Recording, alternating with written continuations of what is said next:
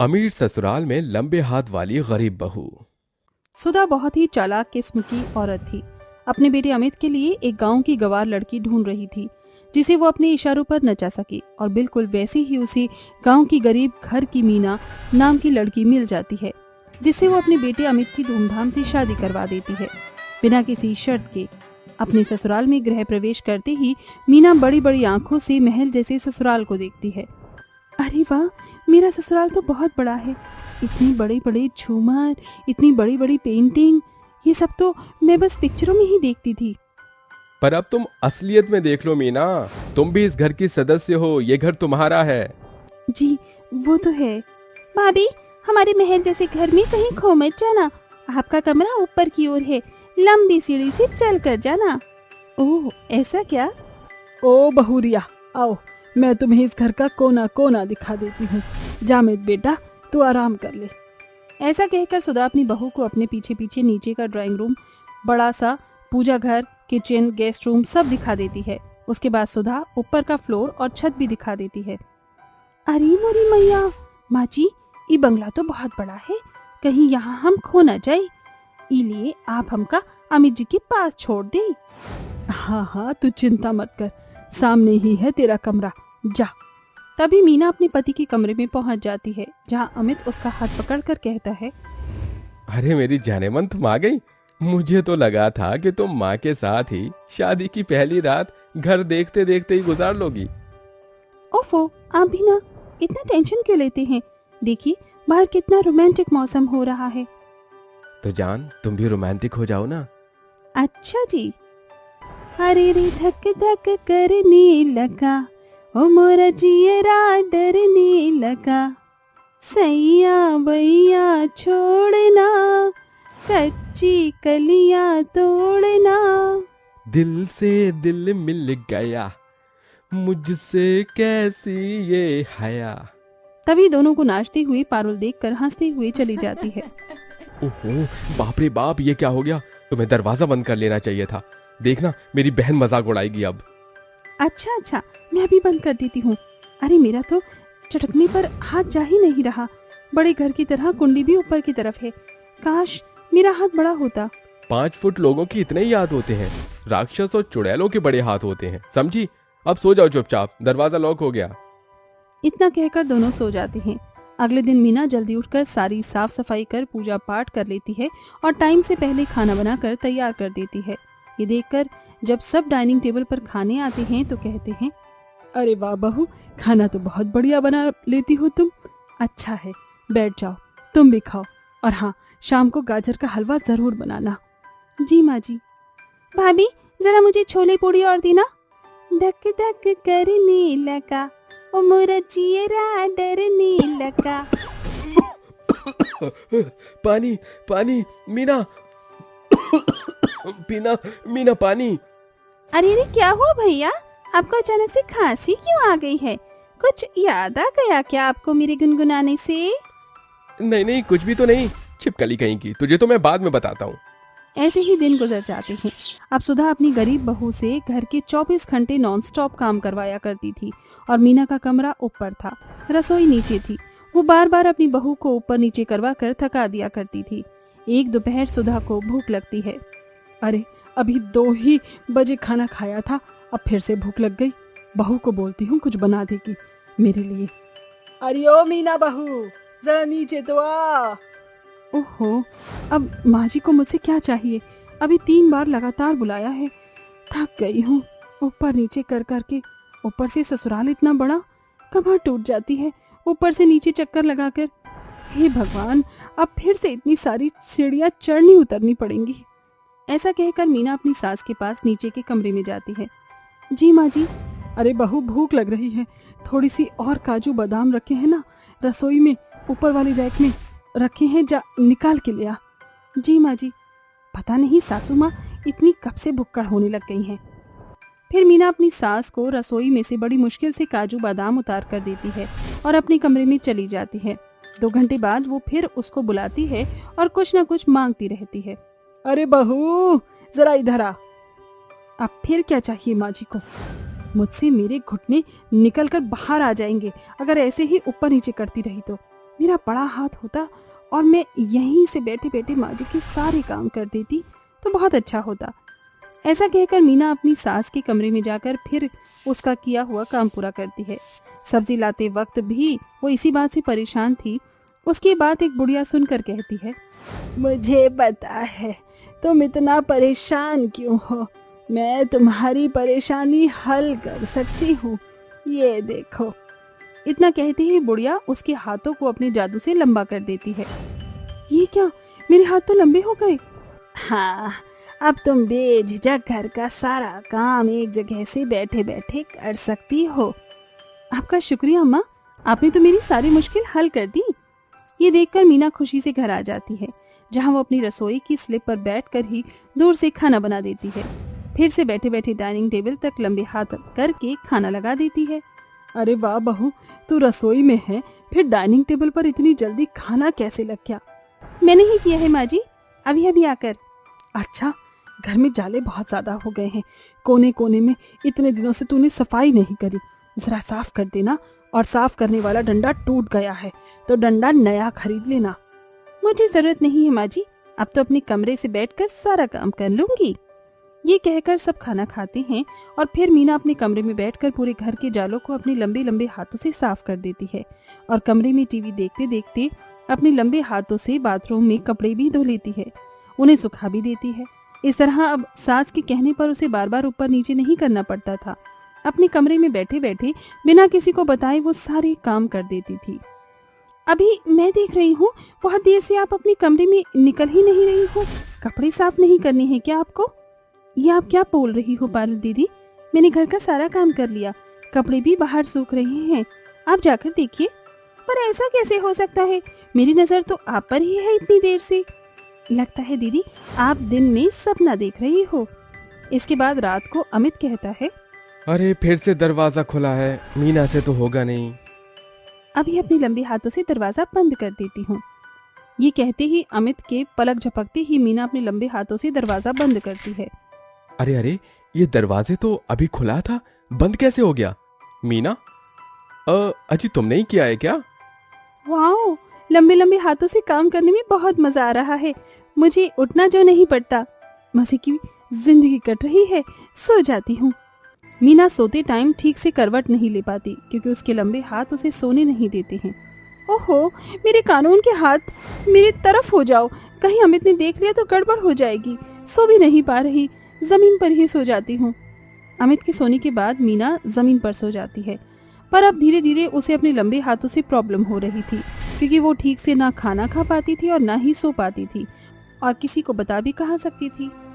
अगले दिन वो सबके उठने से पहले हॉल का पंखा अपने लंबे हाथों से साफ कर रही थी कि उसके दूसरे लंबे हाथ से वास टूट जाता है, जिसे घर के सभी लोग वहां आकर उसके लंबे हाथों को देखते हैं। ये क्या मीना बहू, तेरे इतने लंबे हाथ कैसे? कहीं तो चुड़ैल तो नहीं बन गई? अब भाभी, भाभी भूतनी बन गई। भैया, अजी ऐसा नहीं है, मैं आपको सब कुछ बताती हूँ।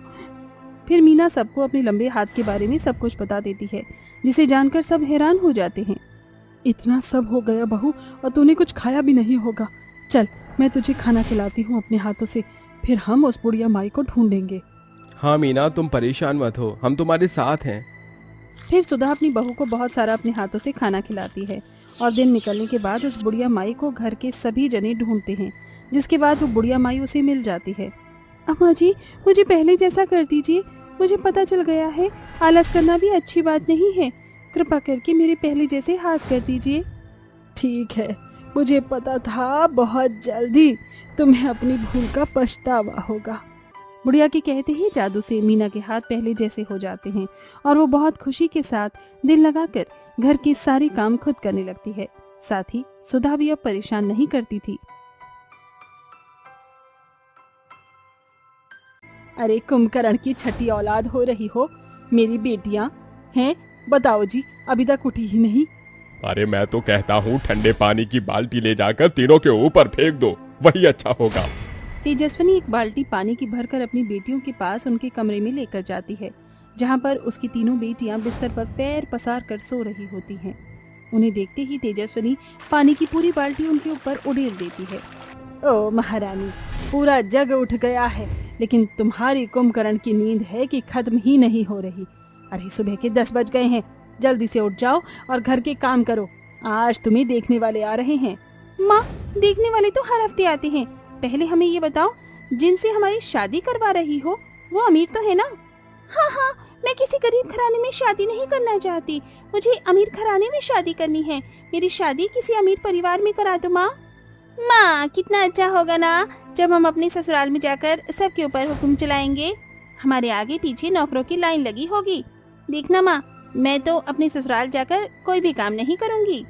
तुम्हारे ससुराल की तो बहुत दूर की बात है, पहले अपनी माँ की BMW तो बन जाओ। माँ, ये BMW क्या होता है? BMW का मतलब होता है बर्तन मांजने वाली। अब तुम अपने पापा की परी तो हो नहीं, इसलिए मेरी बर्तन मांजने वाली हो जाओ। चलो अब जल्दी से उठ जाओ और एक एक करके सारे काम पकड़ लो।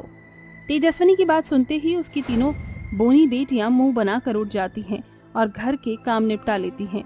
देखते ही देखते घर के सारे काम खत्म हो जाते हैं और कुछ ही देर में उन्हें देखने वाले आ जाते हैं और तीनों बहनें अपने कमरे से सज संवर रही होती हैं।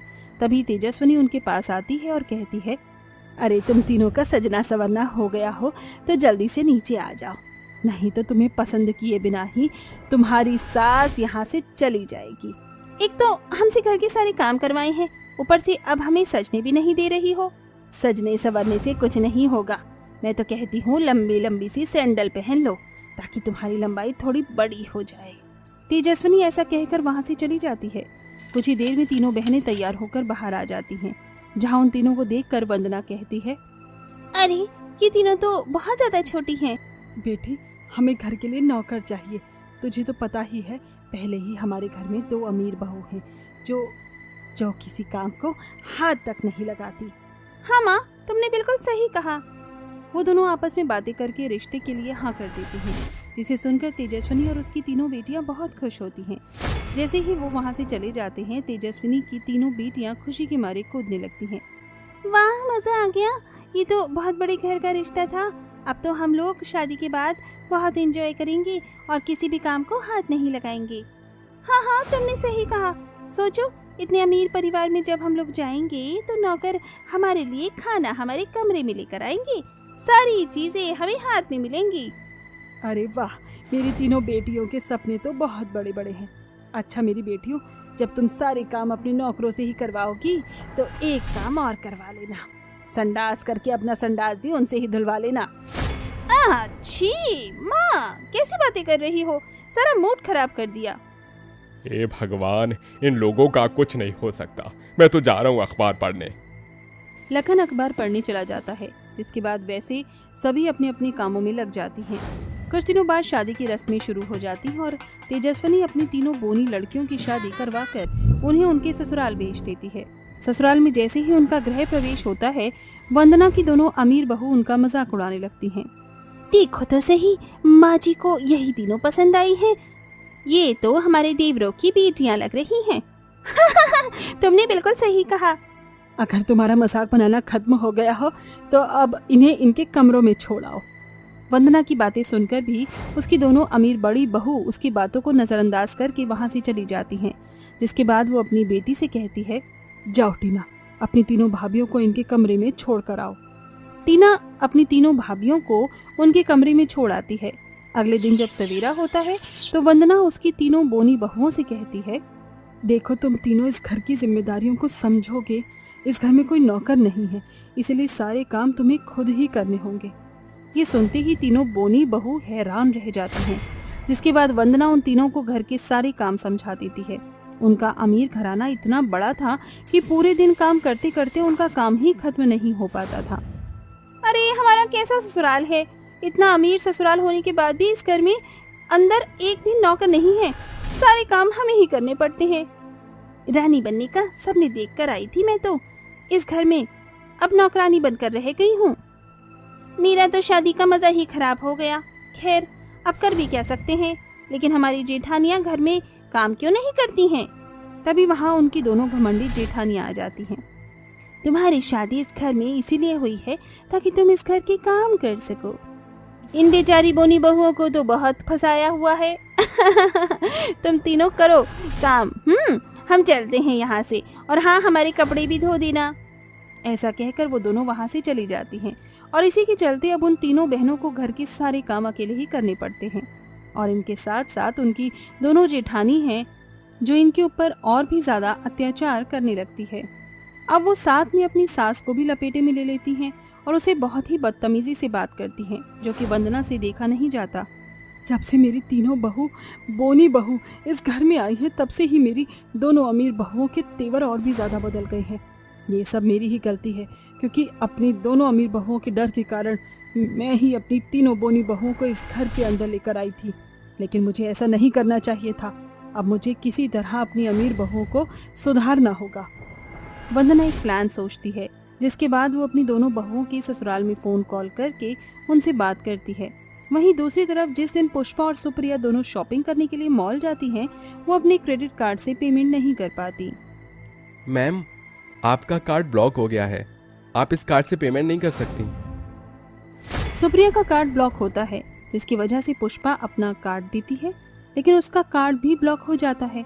ये देख दोनों परेशान हो जाती हैं और अपना सारा सामान वहीं छोड़कर वापस घर लौट आती हैं और अपने पेरेंट्स से बात करने के लिए उन्हें कॉल करती हैं। कोई फायदा नहीं है फोन मिलाने का। तुम्हारे कार्ड मैंने ही बंद करवाए हैं और मेरी परमिशन के बिना तुम्हारे माता पिता कार्ड को अनब्लॉक नहीं करेंगे, और ना ही तुम्हें इस घर में कोई खर्चा मिलेगा। आज से इस घर के सारे काम तुम दोनों ही करोगी। अगर नहीं करोगी तो तुम्हारे कार्ड इसी तरह ब्लॉक रहेंगे और तुम्हारे पास एक फूटी कौड़ी भी नहीं होगी। अपनी सास की बात सुनने के बाद उन दोनों के पास और कोई चारा भी नहीं होता, जिसके चलते उन्हें घर के सारे काम करने पड़ते हैं। वहीं दूसरी तरफ पहली बार अपनी सास को अपने लिए स्टैंड लेता हुआ देखकर वंदना की तीनों बोनी बहू बहुत खुश होती हैं। कुछ ही दिनों में घर के सारे काम करके पुष्पा और सुप्रिया की हालत खराब हो जाती है, जिसके चलते उनका अमीरी का घमंड हमेशा के लिए चूर चूर हो जाता है और वो घर के सभी सदस्यों से माफी मांगती हैं, खासतौर पर अपनी तीनों बोनी देवरानियों से। दोनों को अपनी गलती का एहसास है। मेरे लिए और मेरी दोनों बहनों के लिए इतना ही काफी है।